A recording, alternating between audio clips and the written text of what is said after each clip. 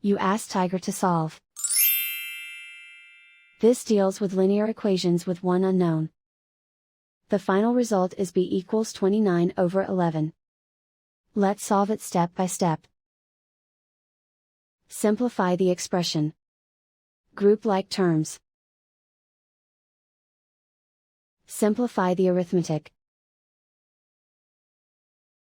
Group like terms. Simplify the arithmetic. Group all b terms on the left side of the equation. Subtract 8b from both sides. Group like terms. Simplify the arithmetic.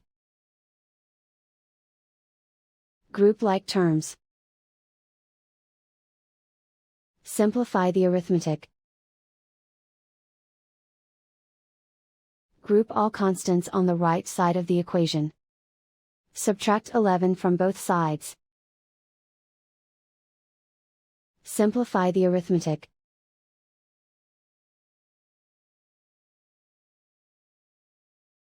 Isolate the b.